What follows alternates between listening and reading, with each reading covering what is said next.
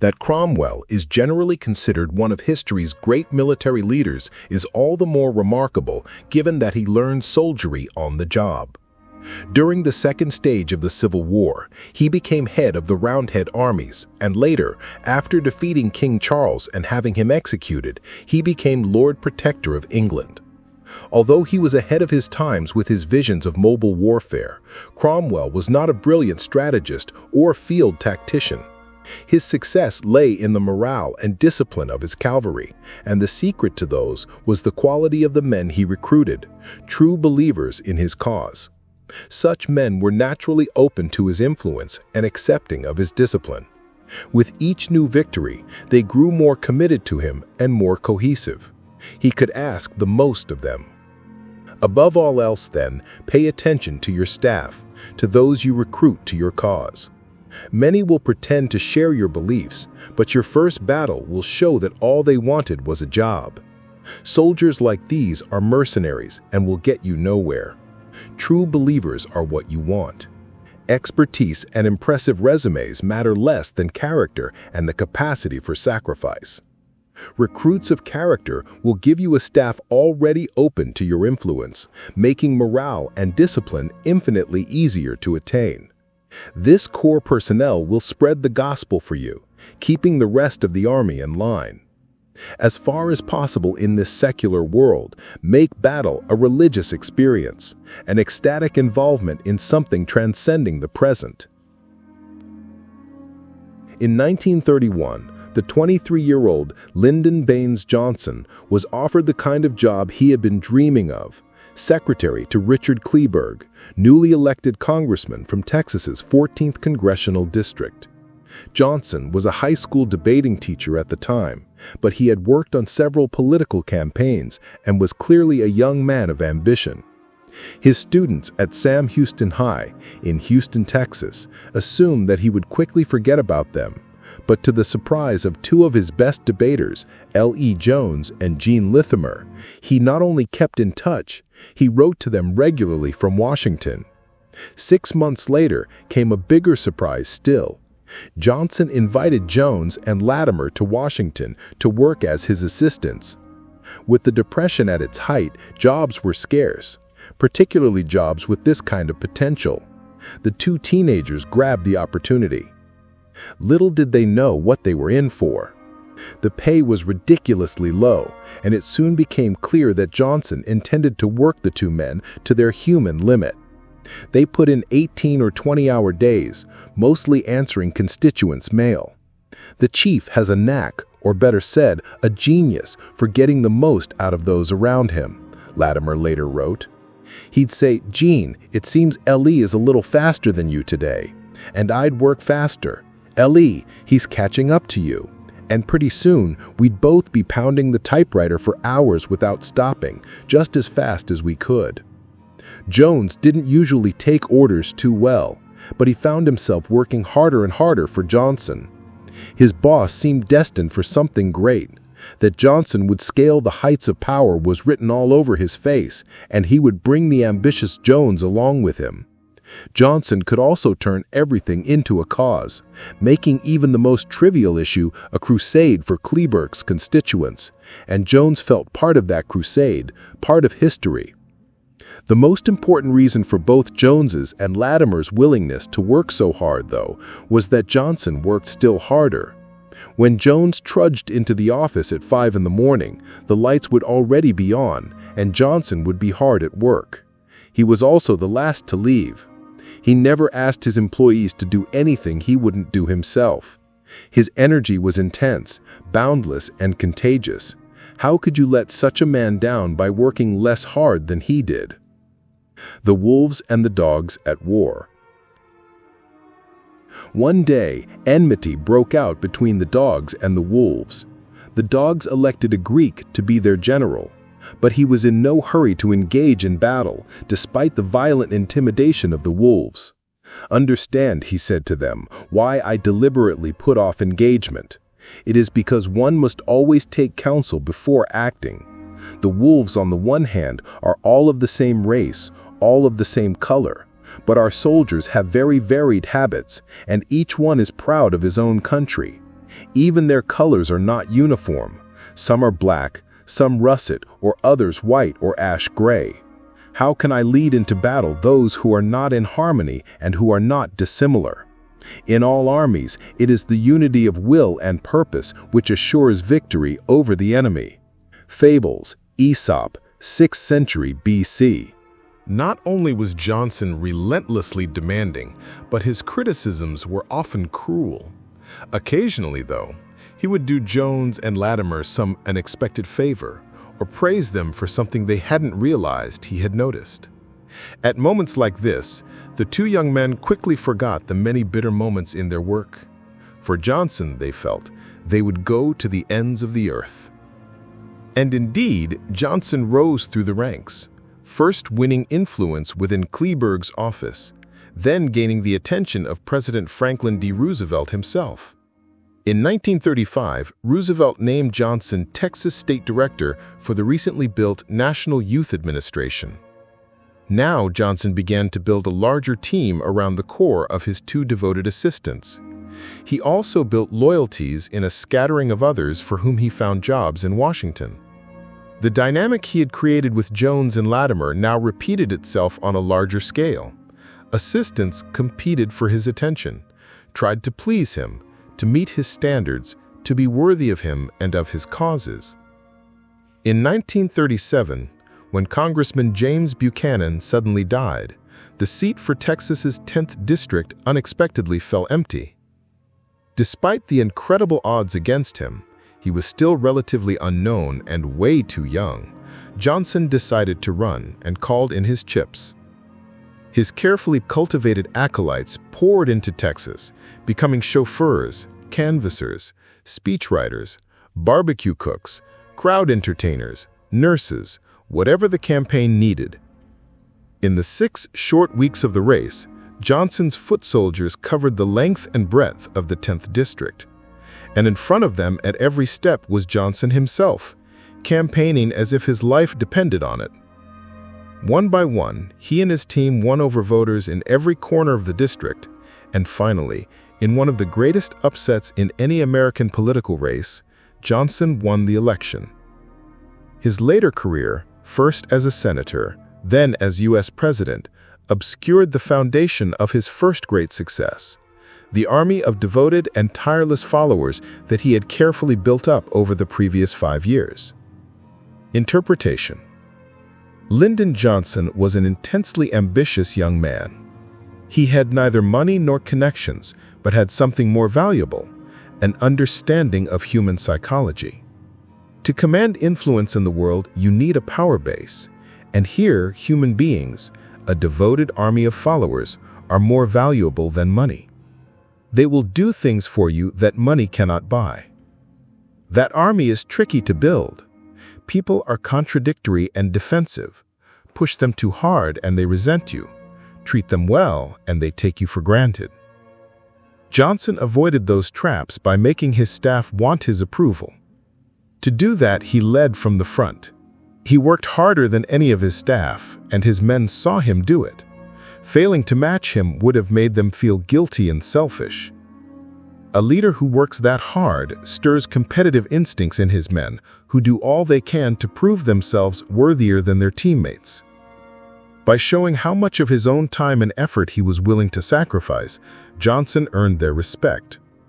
Once he had that respect, criticism, even when harsh, became an effective motivator, making his followers feel they were disappointing him.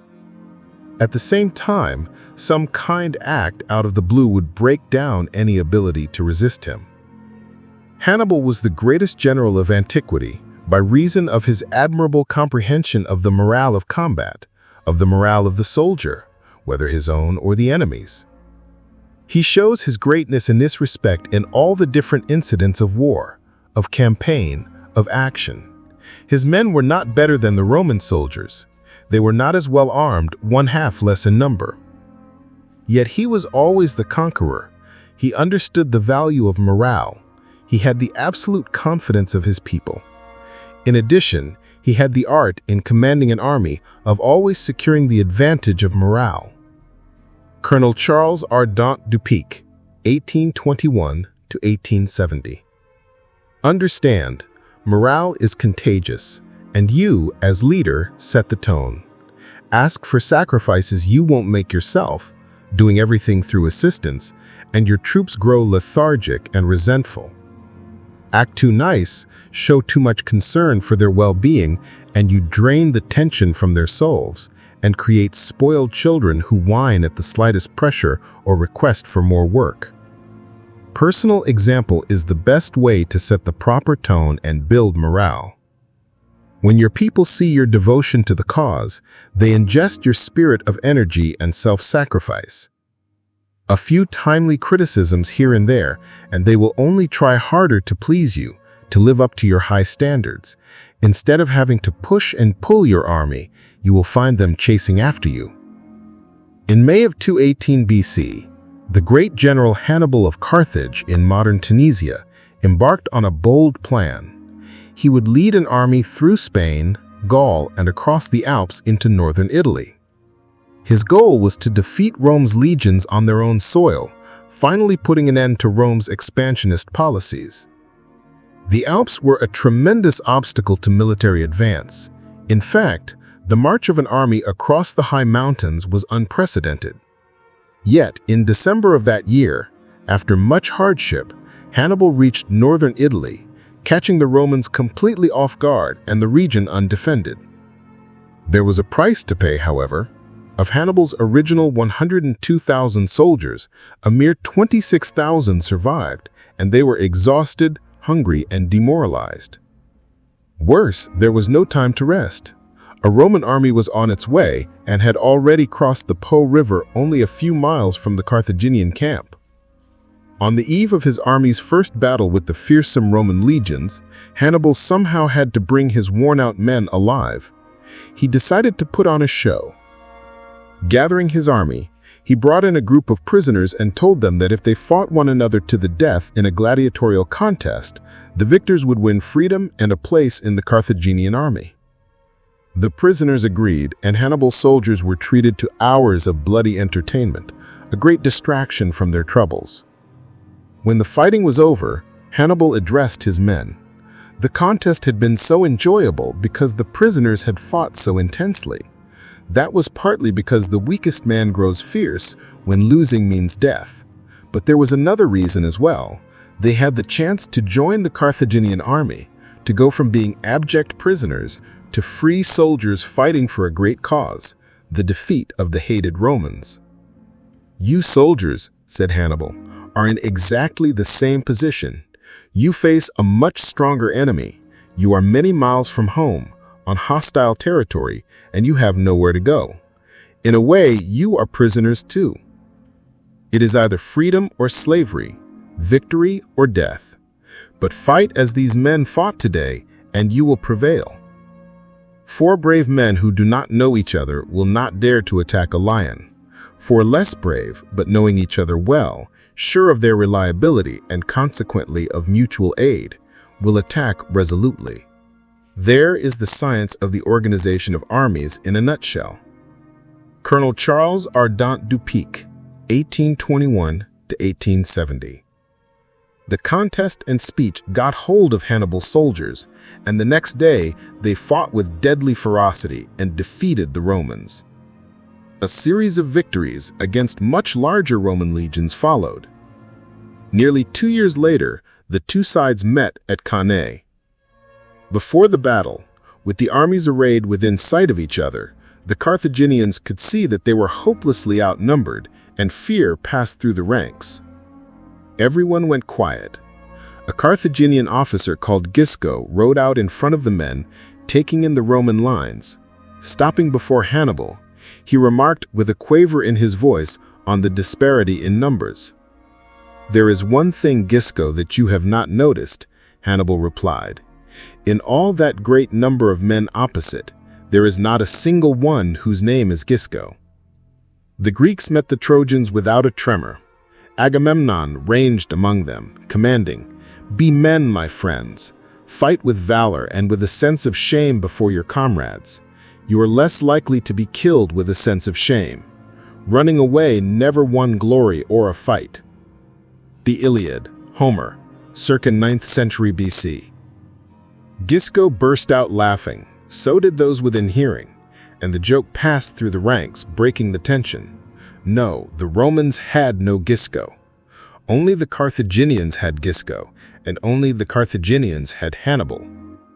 A leader who could joke at a moment like this had to feel supremely confident, and if the leader were Hannibal, that feeling was probably justified.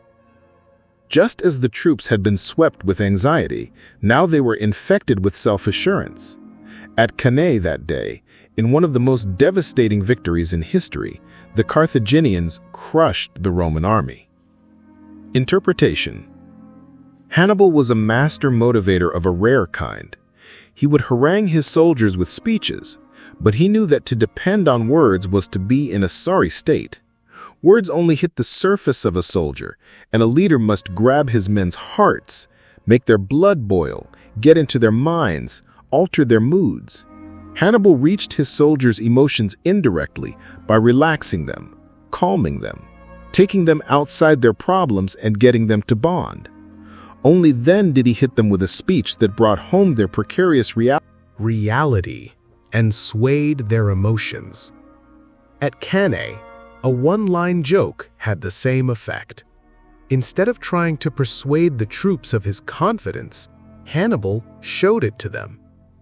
Even as they laughed at the joke about Gisco, they bonded over it and understood its inner meaning. No need for a speech. Hannibal knew that subtle changes in his men's mood could spell the difference between victory and defeat. Like Hannibal, you must aim indirectly at people's emotions. Get them to laugh or cry over something that seems unrelated to you or to the issue at hand. Emotions are contagious. They bring people together and make them bond. Then you can play them like a piano, moving them from one emotion to the other.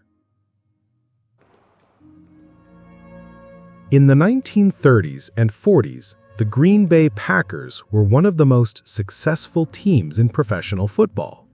But by the late 50s, they were the worst. What went wrong? The team had many talented players, like the former All-American Paul Hornung. The owners cared about it deeply and kept hiring new coaches, new players, but nothing could slow the fall. The players tried, they hated losing, and really, they weren't that bad. They came close to winning many of the games they lost. So what could they do about it?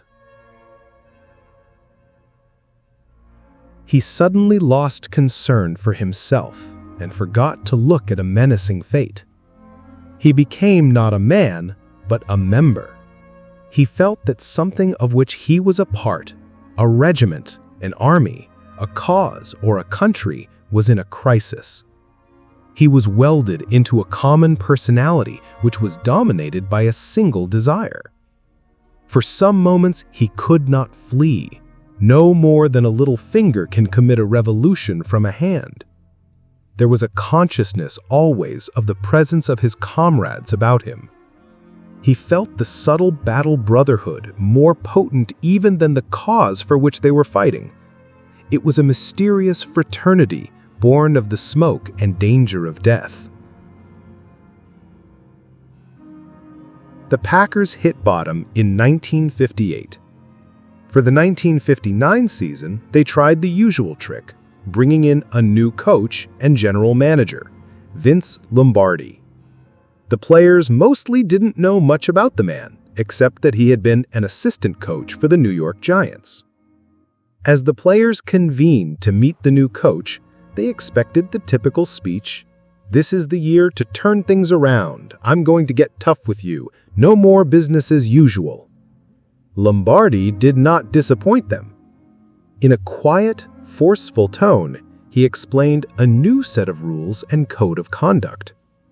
But a few players noticed something different about Lombardi. He oozed confidence. No shouts, no demands. His tone and manner suggested that the Packers were already a winning team. They just had to live up to it. Was he an idiot or some kind of visionary? Then came the practices. And once again, the difference was not so much how they were conducted as the spirit behind them. They felt different. They were shorter, but more physically demanding, almost to the point of torture. And they were intense, with the same simple plays endlessly repeated. Unlike other coaches, Lombardi explained what he was doing, installing a simpler system based not on novelty and surprise, but on efficient execution. The players had to concentrate intensely. The slightest mistake and they were doing extra laps or making the whole team do extra laps. And Lombardi changed the drills constantly. The players were never bored and could never relax their mental focus. Earlier coaches had always treated a few players differently, the stars. They had a bit of an attitude and they took off early and stayed up late. The other men had come to accept this as part of the pecking order, but deep down they resented it. Lombardi, though, had no favorites. For him, there were no stars. "Coach Lombardi is very fair," said defensive tackle Henry Jordan. "He treats us all the same, like dogs." The players liked that. They enjoyed seeing Hornung yelled at and disciplined just as much as the others. Lombardi's criticisms were relentless and got under his players' skins. He seemed to know their weak points, their insecurities. How did he know, for instance, that Jordan hated to be criticized in front of the others? Lombardi exploited his fear of public lashings to make him try harder. "We were always trying to show Lombardi he was wrong," commented one player. That was his psyche. "Once more unto the breach, dear friends, once more, or close the wall up with our English dead. In peace there's nothing so becomes a man as modest stillness and humility. But when the blast of war blows in our ears, then imitate the action of the tiger. Stiffen the sinews, summon up the blood, disguise fair nature with hard-favored rage. Then lend the eye a terrible aspect. Let it pry through the portage of the head like the brass cannon. Let the brow overwhelm it as fearfully as doth a galled rock overhang and jutty his confounded base. Swilled with the wild and wasteful ocean. Now set the teeth and stretch the nostrils wide, hold hard to the breath and bend up every spirit to his full height. On, on, you noblest English, whose blood is fet from fathers of war-proof. Fathers that, like so many Alexanders, have in these parts from morn till even fought, and sheathed their swords for lack of argument. Dishonor not your mothers, now attest that those whom you called fathers did beget you. Be copy now to men of grosser blood, and teach them how to war. And you, good yeomen whose limbs were made in England, show us here the mettle of your pasture.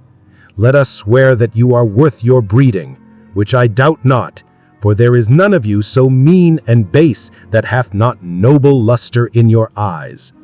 I see you stand like greyhounds in the slips, straining upon the start. The game's afoot. Follow your spirit, and upon this charge cry, God for Harry, England, and St. George.